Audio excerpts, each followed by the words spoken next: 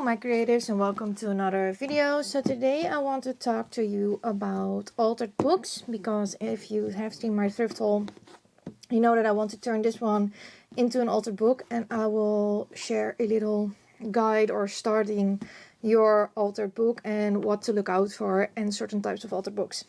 So I chose this one on because of specific reasons. First, I love the cover. It's gorgeous. I want to create a botanical themed altered book junk journal. So this is perfect. And the second thing I always look at is how the book is bound. So this book is glued. You can see that simply by opening it up and see if you can see any threads. Now there are no threads in here, and I can also see it here at the spine. So this one is glued. Now, why is that important? Because of the way we are going to create an altered book. I was also thinking about using this one because without the dust cover, it has a beautiful woman on here. But this one is sewn, and you can see that because you see the threads in here in the spine, and you can find the middle of a signature. And if you do so, you can also find that on the side. If you do so, you will notice that there are always two pages together. So these are single glued in pages. And this is always a double spread. So it requires a different approach of creating an altered book. It's just what you would want to do. There's no right or wrong or better or worse option. It's just something you have to keep in mind. For the one that I wanted to do, I wanted to follow the tutorial Barbara from 49 Dragonflies did, well, quite some time ago, where she takes a book and she rips out pages. Well, if you're going to rip out random pages from here, it doesn't really matter because these are single pages. But if you are going to rip out pages, random pages from a sewn book, its companion will let go on the other side. So that's, you have to think a little bit more. Now, a lot of people prefer sewn books because they are sewn and that makes them more sturdy or less likely to let go of their pages. So yeah, there are pros and cons for everything. Now, I showed you also this little book. This is also an altered book that I created with the same method. So I can show you, I'm still working on it. I can show you that this is actually a altered book. I have created one with only birds. But no pockets or anything. Because in this one we're going to create pockets. So yeah, it doesn't really matter. It only matters to approach just an A6 size. It's the cutest little book ever. I'm almost finished. When I'm finished, I will give you a flip through. So yes, let's continue. I want to create an altered book, and today we are going to prepare the book because we have some decisions to make. And I will turn this into a series. We will do this completely together. But today we are going to prepare the book. And maybe I also have to think about certain things again. So let's do that together. First of all, I'm going to take out this because it annoys me. I don't want to have it in here. And I'm just going to rip that out and throw that out because it's loose and stuff. So for the stability of the book, you need to skip the first 4 pages. So it's 1, 2, 3, and 4. And then we will start here. So what I'm going to do is I'm going to create all kinds of pockets in this book to put in the botanical ephemera that I'm creating, to keep it as a sort of a memory book, but in a botanical style. I'm super excited about it. So I need pockets and I need to think about those. What do I want and how do I want them? And so this is the first page of my book. And I think I would like to have a pocket that is like this. So what do? I fold it, the paper, leaving about 1/8 of an inch from the side so it will not get caught. And I am folding it. So this is my first page. Next up, we are going to remove 8 pages in between. So I will try to remove them. Sometimes it is very easy to do and sometimes it is not. Apparently this is very easy. It doesn't matter if you have any tears or something leaving there. So 2, 3, 4, 5, 6, 7, 8. Oh, there's a stain on here. So this will be my pocket. So this is the back page of the pocket. This is the front page. We are removing pages to give room for all the other stuff and papers we are going to add. Now, we're not going to glue anything. We're going to take some paper clips and we are going to clip these together.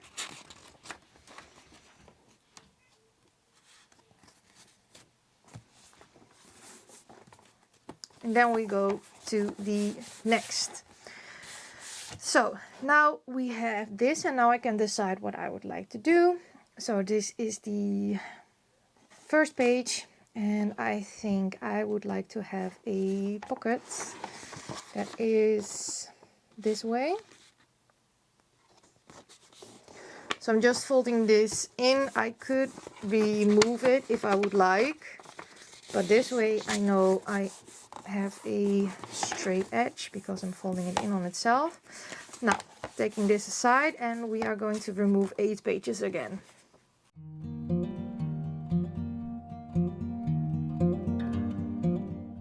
So I removed 8 pages again and now I want to turn this as well into some kind of a pocket. So I think I'm going to fold this in. So this has a double pocket. I think that is cool. I'm going to flip this in.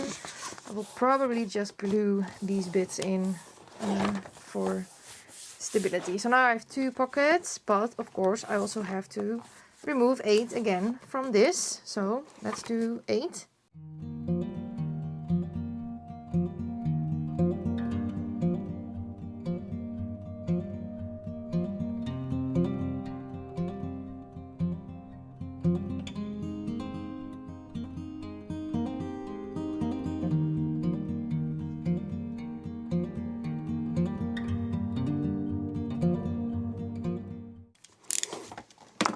Okay, so these pages got out really messy. You don't have to get everything, but I left a lot of it. But don't cut into your new page if you do it like me. But yeah, I removed 8. Now let's add another paper clip. So these are supposed to be together. Then next, what kind of pocket do I want to have next? Maybe I want to have a side-loading pocket. So I just got some new punches, so I would like to try with a big notch on the side, how that is, how that looks. If we have a big notch, because I only had a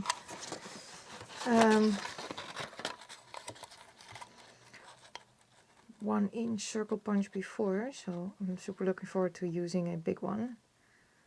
Let's see, something like, oh, don't take all of the other pages, about here. Okay, it's not as smooth, this one is not as smooth as my EK Success one. But it's okay. Okay, so this will be a side one. So then I will remove 8 again. Hopefully this time a little bit easier.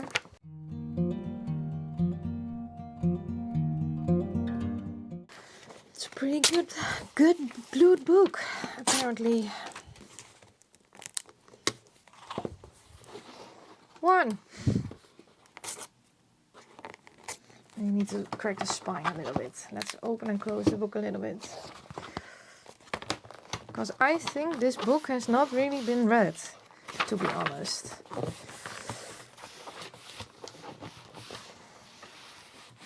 It just got dirty, I guess.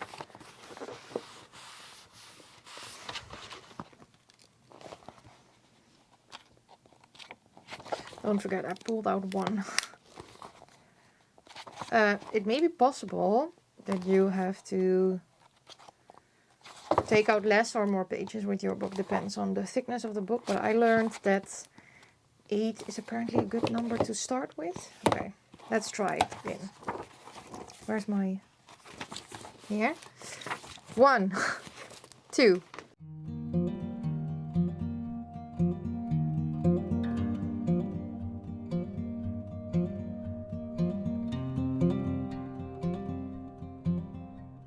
By the way, when I cut this, I don't really cut it.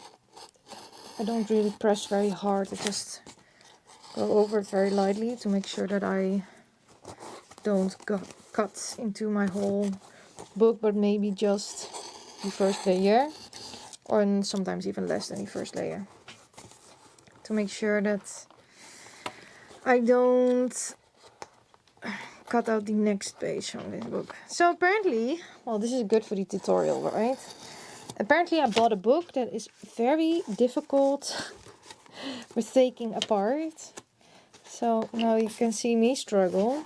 So if you have this problem, it's not you, it's the book. Maybe it's too new or something, I don't know. Okay. Yes, so these two together.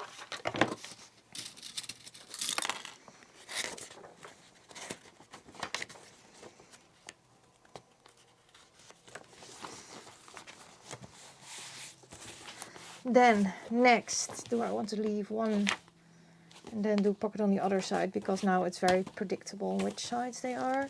And I can also always make smaller pockets on top of these pages. So 1, and then let's remove 8, or try to remove 8.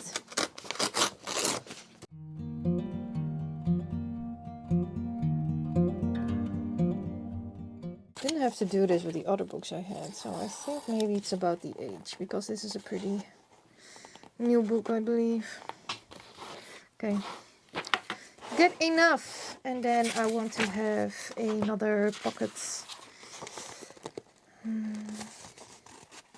want to have it like this. I already know what I want. Okay, so this one I'm gonna show you, but then I need to have this one first. So now let's remove another 8.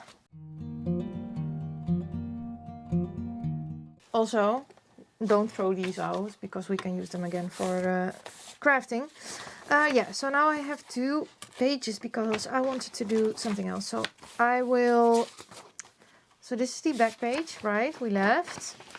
Then we created a second page, and this is the third page, because I want to have a double pocket, but then this way. So I will take this corner, but I would like to have a nice distance between.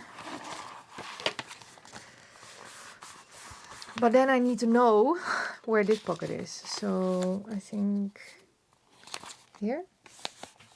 Yes. Okay. Then I have a pocket like this, in the same angle. Then I will leave this one, and we will remove 8 again.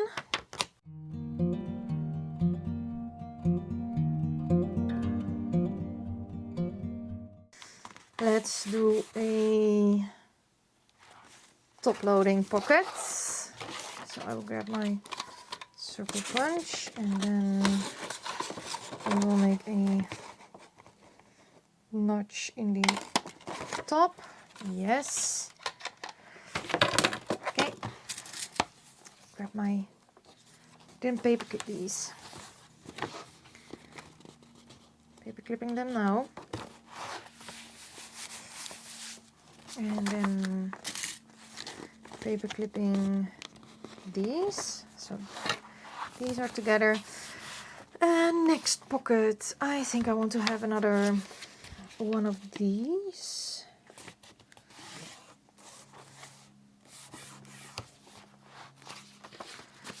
And then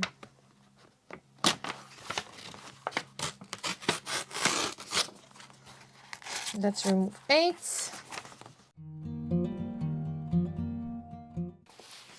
So these go together. Yes. How much space do I have left? Okay. Next, I want to have one like this. And let's remove 8. Okay, 8. And we paper clip these together. What kind of shapes can I make? Are there more shapes I can create? More pockets I can create. Let's see. Let's see, what do we have? I have 2, 3, triangle, double, sides, double triangle, top, sides, bottom,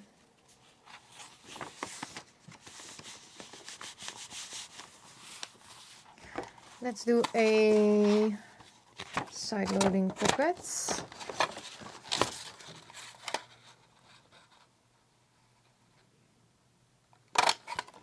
Yes. Then take 8. Please let go.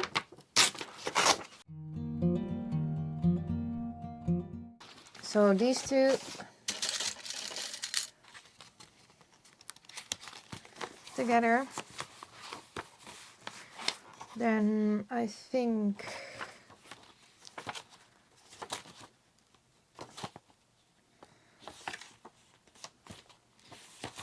I would like to turn this, and then I will remove 8. Well, not 8, 5, because then I come to this page, and if I remove this one, will not be as nice for the binding. So 5 pages, and then this will be my last. This will be my last pocket. Okay. So now we have our pages torn, a whole stack of book pages here on the side, paper clipping this. This is what we removed from the book, and this is what left from the book. We do this so there is room for you to put stuff in. But these are great pages to craft again, or to use as glue pages, whatever you want. And this is what is left from the book. It's evenly spaced, and now we can start the rest of the base. I want to ink everything with tea dyed. That's also why I have not put any pages stuck together yet. Also, it is a lot easier to work on this page by page when everything is still loose, because now I can easily put my paper underneath here. If I have already glued everything down or stuck, then it's very difficult for me to put any paper underneath. So what I am going to do is I'm going to take my Distress Oxide tea dye. I am going to distress everything, and then I will show you where we are with preparing the book, and then you can prepare your own if you would like, and then we will continue. So yeah, I will be for you right back. For me, I think it will take a while, so I will put on some YouTube and start inking. I inked up all the pages in this book. It did take quite a while. I don't know, but I had Margaret on the background, so it was good. But it does take a little bit. It was quite relaxing though. I will show you where we are after this. So I have inked up everything. I also made a few adjustments to my pockets, or some of them. I had these triangular ones and I folded them this way, but I decided that I don't like the line here showing, so I decided to fold them back in. That way you don't have the line of the page showing here when I'm decorating. So that's what I did. Yeah, so I did ink everything. Didn't stick anything down yet, because that's what we're going to do together once we are ready. I made sure that all the pages have some ink. Same here, I've also folded these back in. Made sure that all of the pages have ink, because you can of course see that on the top. And I also inked the spines for as good as I could, because, well, you can't go into every nook and cranny with this. But it doesn't really matter, because, well, it's just a nice project for me. Yeah, so this is where we are with the altered book junk journal, which will be a botanical book. And I think next time we are going to create the cover, or add something to the cover, because I have an idea for that.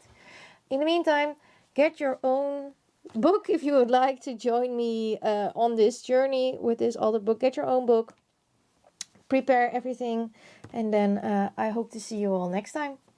Bye!